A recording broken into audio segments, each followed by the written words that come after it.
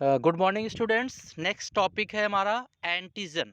Okay, इसके पहले का टॉपिक था इम्यून सिस्टम्स, जिसमें मैंने आपको इनेट एंड एक्वायर्ड इम्यूनिटी बताया।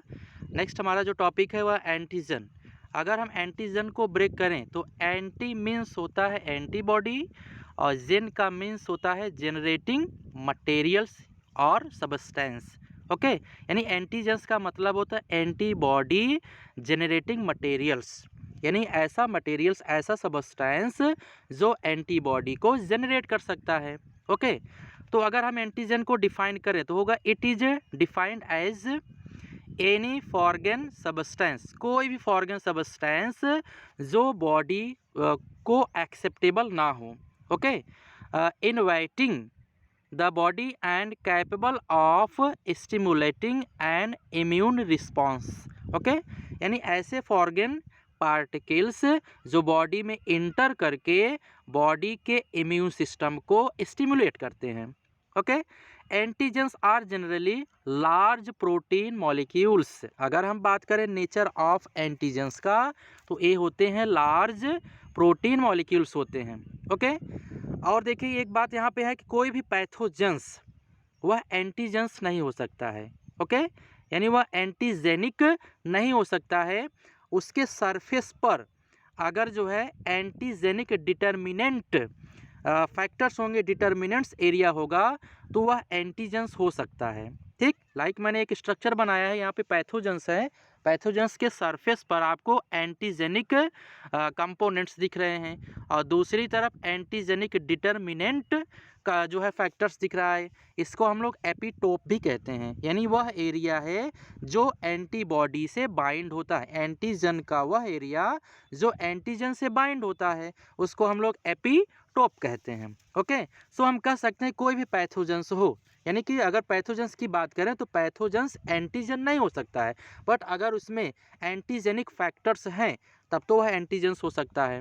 ओके, अगर हम एंटीजेंस के प्रॉपर्टी की बात करें तो यहाँ पर हाई मॉलिक्यूलर वेट होता है, यानी एंटीजेंस वह हो सकता है जिसका मॉलिक्यूलर वेट हाई होगा, लगभग मैक्सिमम कह सकते हैं 10,000 डाल्टन और उससे या मोर, यानी 10,000 या 10,000 से ज़्यादा अगर उसका मॉलिक्यूलर वेट है तो वह एंटीजेंस हो सकता है। ओके, नेक्स्ट पॉइंट है इम्यूनोजेनिसिटी। अगर इम्यूनोजेनिसिटी की बात करें इसका मतलब क्या है कि capacity of antigen to induce an immune reaction, यानी कि किसी एंटीजेंस का वह कैपेसिटी जो इम्यून रिएक्शन को क्या करता है, इंड्यूस करता है, उसको बोलते हैं इम्यूनोजेनिसिटी।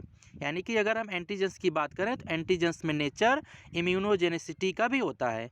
नेक्स्ट है रिएक्टिविटी, यानी capacity of antigen to react with an antibody it should be unrelated to body, यानी कि कोई भी फॉर्गन पार्टिकल्स जो बॉडी के लिए अनरिलेटेड होता है, ठीक है, यानी वह उसकी रिएक्टिविटी बोली जाएगी। यानी capacity of antigens to react with an antibody, यानी कि एंटीजेंस की वह कैपेसिटी जो एंटीबॉडी के साथ रिएक्ट करता है और वह अनरिलेटेड होता है बॉडी से, यानी कि बॉडी का कोई भी सेल एंटीजन नहीं हो सकता है, क्योंकि बॉडी के सेल तो बॉडी को एक्सेप्टेबल है, बट बॉडी के वह पार्ट, वह मटेरियल्स जो आउटर साइड से बॉडी में इंटर करते हैं और बॉडी के सेल उसको एक्सेप्ट नहीं करते, वह एंटीजन्स हो सकते हैं।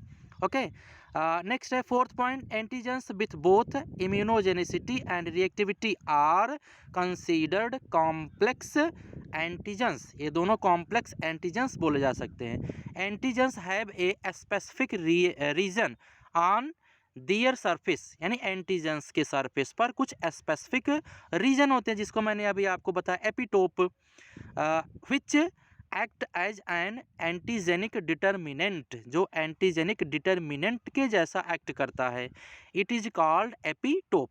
ओके, अगर हम यहाँ पे बात करें antibodies identify antigens by epitope, कोई भी हमारे बॉडी का एंटीबॉडी हो वह आइडेंटिफाई करता, पहचानता है एंटीजेंस को उसके स्पेसिफिक फैक्टर, उसके स्पेसिफिक एरिया की वजह से।